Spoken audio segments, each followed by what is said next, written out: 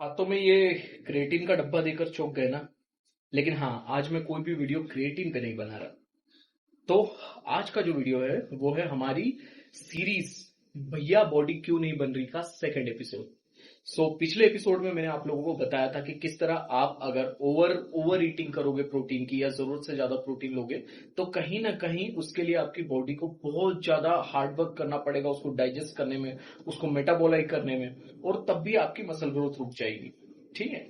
पर आज, हालांकि ये बात जो मैं कल बोल रहा था वो साइंटिफिकली उतना ज्यादा उसके साइंटिफिक एविडेंस नहीं मिलते, लेकिन आज जो मैं आपको बताने जा रहा हूं वो तो डेफिनेटली आपकी बॉडी और आपकी मसल ग्रोथ के बीच में एक बहुत बड़े बैरियर का काम करती है। वो आपकी मसल ग्रोथ को रोक देती है। कैसे, मैं बताता हूँ। क्या होता है कि जब कोई लड़का, कोई बिगिनर जब पहली बार जिम में आता है, ठीक है, तो वो जिम में आ गया, वो जिम में देख रहा है कि मेरे आसपास जो बॉडी बिल्डर या जो भी जिम रैट्स है वो वहां पर एक्सरसाइज कर रहे हैं। अब जो वो इंस्पायर होता है सबसे प्रो प्लेयर से। अब ये जो बिगिनर बंदा है जो सबसे प्रो प्लेयर से इंस्पायर हो रहा है, वो देख रहा है कि वो प्रो प्लेयर उठा रहा है 70 kg का वेट, 80 kg का, 19 kg का। अब एक मुझे एक चीज बताइए, अगर मेरी बॉडी का कैपेसिटी है कि मैं 90 kg का वेट उठा सकता हूं, तो जरूरी नहीं है कि वो किसी बिगिनर की बॉडी का भी कैपेसिटी हो कि वो भी 90 kg का वेट उठा ले। फिर क्या करता है बिगिनर, उनको देखकर बहुत ज्यादा वेट उठाने लगता है। ठीक है। अब यहां पर एक चीज समझिए, जरूरत से ज्यादा ओवरवेट ट्रेनिंग भी आपको लिगामेंटल इंजरी कॉज कर सकती है। लिगामेंटल इंजरी मतलब कि आपके लिगामेंट्स खराब हो सकते हैं, आपके लिगामेंट्स टूट सकते हैं, आपके लिगामेंट्स खिंच सकते हैं, आपके लिगामेंट्स में इंजरी हो सकती है। इस लिगामेंटल इंजरी को आप समझते हैं मसल पेन। दरअसल ये मसल पेन बिल्कुल भी नहीं है। इसको मसल पेन समझने की गलती मत कर लीजिएगा।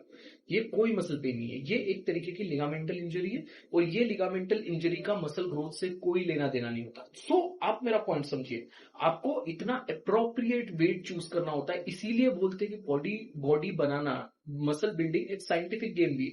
आपको इतना अप्रोप्रिएट वेट चूज करना होता है, आपको इतना ऐसा वेट चूज करना होता है जिससे मैक्सिमम 10 to 12 रेपिटेशन में आपकी जो मसल्स है वो थकने लगे, आपकी मसल्स के टिश्यू डैमेज होने लगे। क्योंकि जितने मसल टिश्यू आप तोड़ोगे, जो आप उतना ज्यादा प्रोटीन खाओगे, जो एक एडिक्वेट अमाउंट में प्रोटीन खाओगे, तो आपकी मसल ग्रोथ उतनी ज्यादा होगी। तो ये क्या होता है कि कई बार हम बॉडी बिल्डिंग करते करते पावर लिफ्टिंग करने लगते हैं। मेरे कॉन्सेप्ट को समझे। बॉडी बिल्डिंग करते करते पावर लिफ्टिंग कैसे कर रहे हैं कि हमारी जो बॉडी की कैपेसिटी है अभी वो उतनी ज्यादा डेवलप नहीं हुई है कि मैं एक बार में 30 kg का फर्स्ट सेट लगाऊं, 60 kg का सेकंड सेट लगाऊं और सीधा 90 kg का थर्ड सेट लगाऊं। उसमें होगा क्या?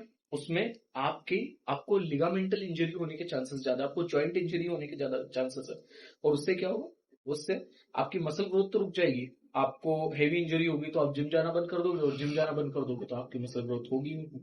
ओवरऑल आप मेरा कंसर्न समझ ही गए होंगे कि हमको हमको हमारे कॉमन सेंस से एक ऐसा वेट चूज करना है जिस वेट से हम मैक्सिमम रेपिटेशन लगा के फेलियर तक जाकर और हमारी मसल्स को ट्रेन कर पाए। ये जो आप जो कर रहे हो ना जिम में, इसको हम किसी भी तरीके से मसल बिल्डिंग या मसल ट्रेनिंग या वेट ट्रेनिंग नहीं बोल सकते।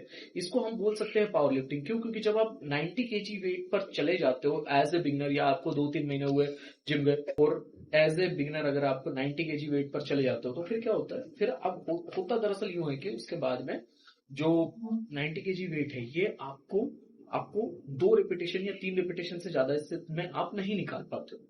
और जब 2 या 3 ही रेपिटेशन लगा रहे हो तो आपकी मसल में फटीग कैसे हुआ? आपकी मसल में 2 रेपिटेशन से तो फटीग होगा नहीं। आपकी मसल्स को जब आपको थकाना है, आपके मसल के टिश्यूज को जब आपको डैमेज करना है, तो वो कैसे होगा? 1 या 2 रेपिटेशन से नहीं होगा ना। वो तो हमें एक ओवर एंड ऑल हमें एक ऐसा वेट चूज करना पड़ता है जिससे हम 12, 10 और 8 रेपिटेशन, थर्ड सेट आते आते 8 रेपिटेशन लगा सके।